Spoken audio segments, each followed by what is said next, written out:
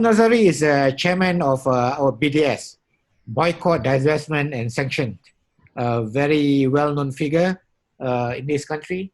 He is a professor at the Faculty of Business and Accounting, University of Malaya as well, and a former dean of faculty until 2005. And I think as a chairman of BDS, there's no other person who's more competent to talk on this issue than him. Yeah, to you, Prof. Thank you very much, Dr. Farouk, and nice to see you also, Peter. It's been a long time. Yeah, the explanation by Peter just now is very comprehensive, and I think I hope people who were listening were absorbing everything, because he condensed the whole history in a very in 15 minutes. But it gives the condensation was very succinct. It really tells us what happened in the past and also what to expect in the future, and to be realistic about everything. Of course, there are other people also who have written about this. For example, we mentioned Edward Said, also the recent works by Ilan Pape, who was invited by Dr. Chandra Muzaffar, who is a panelist today also. It's a Just Movement invited Ilan Pape to come to Malaysia, and he gave a very excellent talk. And of course, his book also said the same thing as what Peter said just now. So I don't want to repeat all the points. I just want to talk about what the BDS movement is all about. And I think based on the background presented by Peter just now, and also by people like Ilan Pape, it shows that the way ahead is for movements like BDS in order to fight for justice and freedom for the Palestinian. We cannot expect governments to help. Of course, governments like the American government, the US government, and also the European governments are completely complicit with what's happening over there. So we cannot rely on them at all.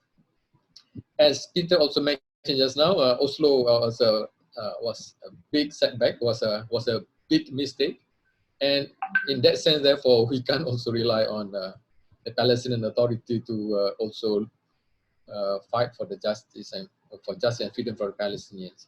So the BDS movement, Palestinian-led, started in 2005. Actually, started way before that also, but has now gathered strength year after year.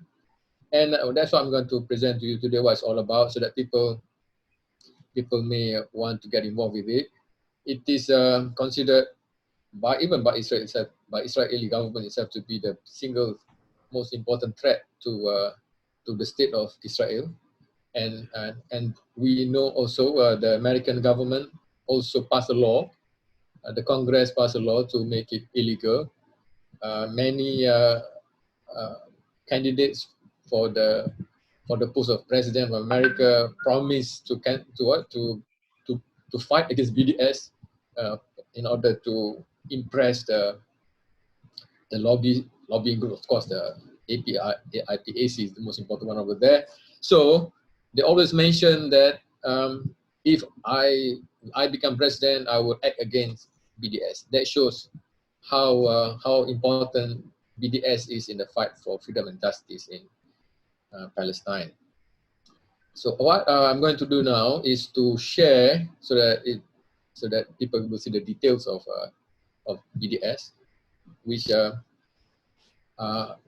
is from the BDS website actually. So I'm gonna ask permission from Dr. Farouk to share screen here. Yes. Got it. Yep.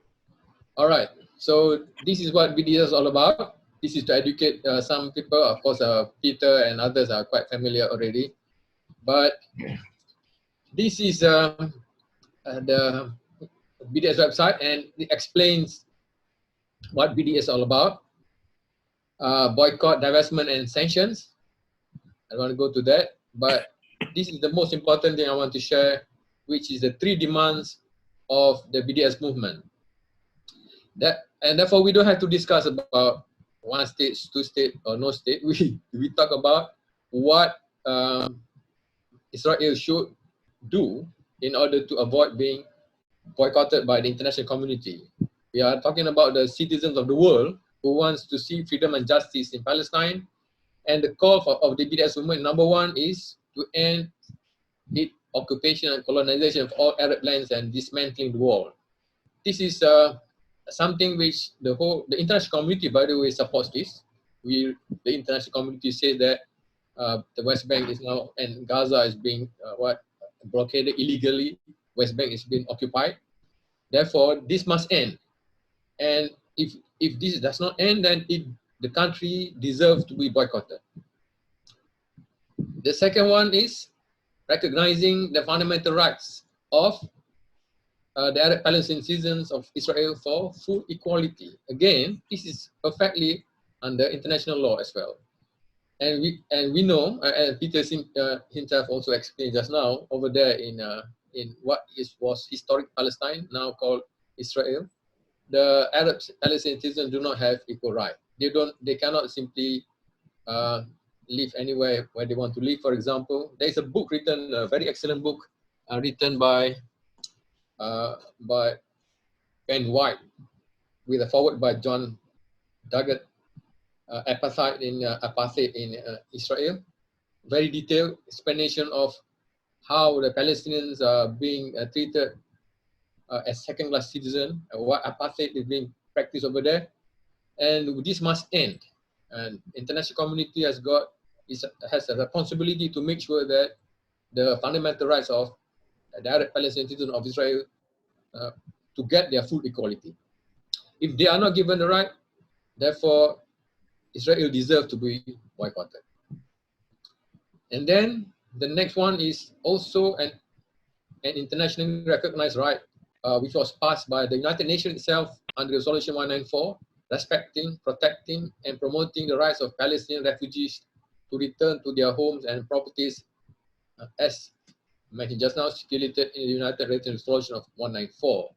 So this must be recognized. This one is the one that the deal of the century wants to eliminate. I think this is what the conspiracy is taking place at the moment between the United States and some Arab countries to deny the Palestinians the right to return to their homes, which is an internationally recognized right. If we do not recognize this right of the Palestinian refugees to return to their homes, then what's going to happen in the future when there's a war that breaks out and refugees are forced to leave their country, their home? We are saying, therefore, they don't have the right to return back. If we do not give the Palestinians their right, then that means we are now establishing another kind of rule in the world now, which is refugees do not have the right to return back to their homes. That is a very dangerous thing. Of course, for the Americans and the Israelis, it's not a dangerous thing. But what happens is there is a war that breaks out in America, and Americans are forced out of their own country. They don't have the right to return back to their country in the future. Don't they realize that is what may happen to them? They may not see it now because they think they are in a very powerful situation, but that is what the reality is. If you deny the right of the Palestinian refugees to return back, then you are saying all these future refugees of any conflict area do not have the right to go back. This is a very, very terrible situation that we cannot accept. So these are the three demands of the BDS movement, and there is no reason why citizens of the world should not support this. Actually, there is no reason why governments of the world do not support this as well.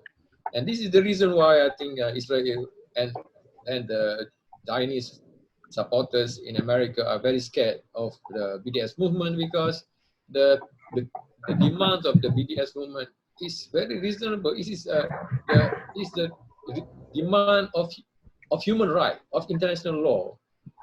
If you don't have this demand, then you are talking about you are sacrificing human right, right? So that once these demands are clearly explained to citizens of the world, then they will see this as a reasonable struggle, and they will support it. And that is the reason why the support for BDS is getting stronger in many countries, especially in the West, especially in Europe, and also in America. Now, I want to go straight to share with people what we need to do. Of course, I just want to explain a bit what to boycott. For example, right, we boycott anything, everything that is associated with Israel. But there are different ways of doing this, and it depends on countries. In the case of America, they now recognize Israel, so they start from a different point, different standard. Similarly, with Australia, it has got a diplomatic relation with Israel at the moment. Whereas in the case of Malaysia, we do not have any diplomatic relation with Israel. The country from the very beginning do not recognize Israel as yeah, and therefore we start from a higher ground sort of, right? So there's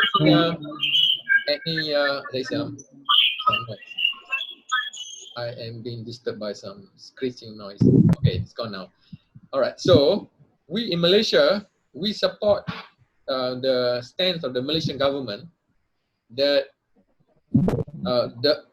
Peter just now explained clearly the history of the formation of the state of Israel. Clearly, if we look at the history and also based on the explanation by Ilan Pape, the state of Israel was formed contrary to international law. Is actually an illegal state. If you lose international law, if you come from a colonial settler project, is against international law. You come from another country and then you carry out ethnic cleansing in order to form a state. So the state itself is illegal. So what Malaysia's stance is actually the appropriate stance, which is we do not recognize the state of Israel. And therefore, we BDS Malaysia starts from that point where we do not recognize it. So we call on Malaysian government not to have any diplomatic relations and do not allow any Israeli company to do a business with Malaysia. We do not allow any representative of the government of Israel to come to Malaysia. And the boycott is of a higher level.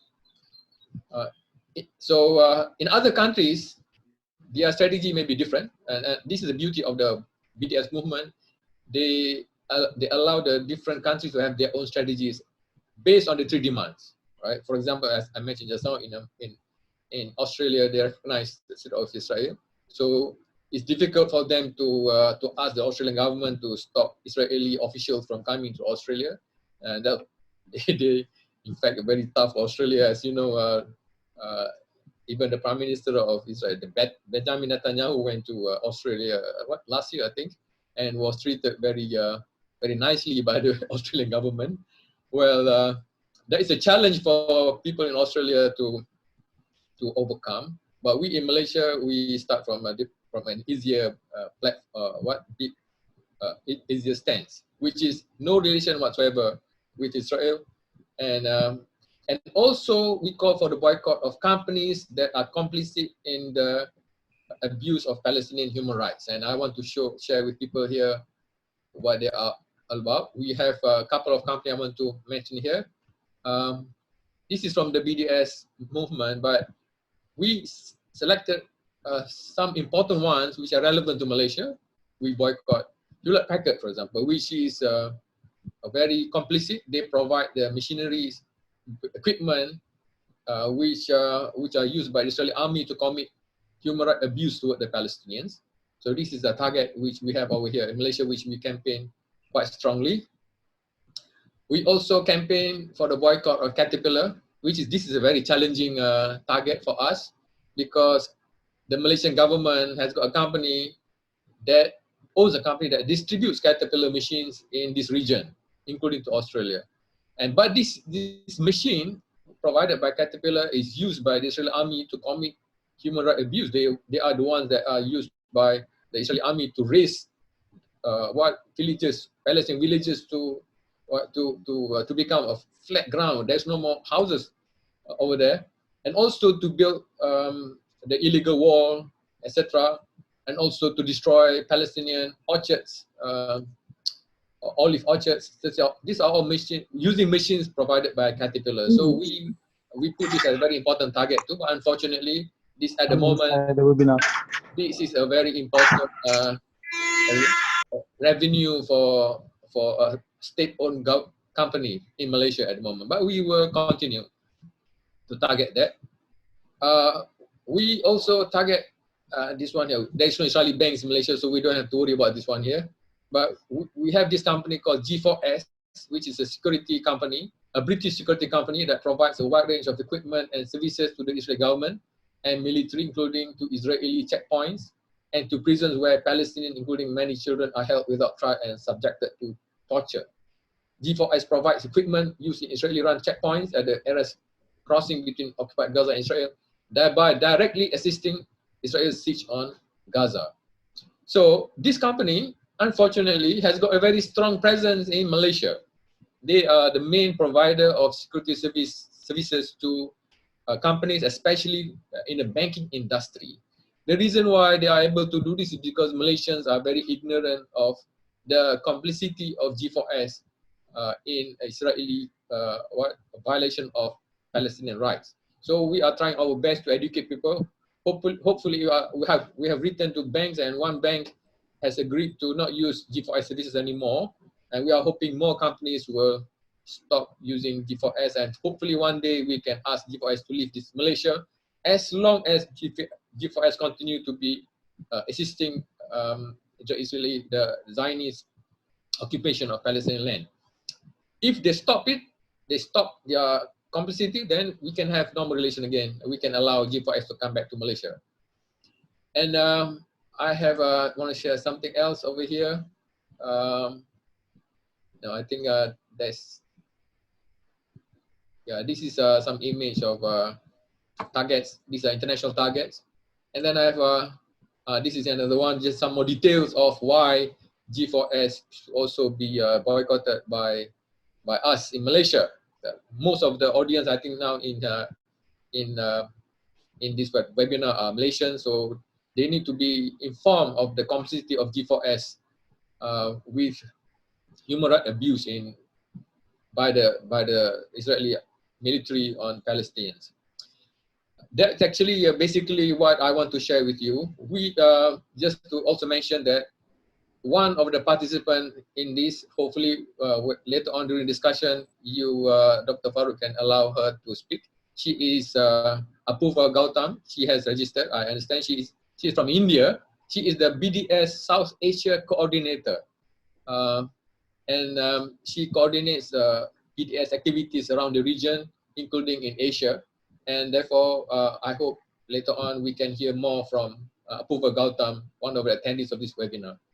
That's about it, Dr. Farooq. I want to share with all of you. Thank you very much. I think it's very important for us to understand about this BDS. I think despite the effort that you have put into this movement, I still believe that there are some Malaysians who are still like, did not pay much attention to this issue of BDS and did not see the importance of having BDS, which I think this is one of the possible ways in doing things to put pressure on the Zionist regime and the Israeli government. Yeah, and of course the recent, I think they published a recent one. The recent one would include this bookings.com, which is quite famous in Malaysia, and also Airbnb. Yes. Yeah. So I think we have to include those two as well in the list. Yeah. I think many Malaysians use those two. It's very famous over here in this country. Yeah, it's very good, Prof. Thank you very much.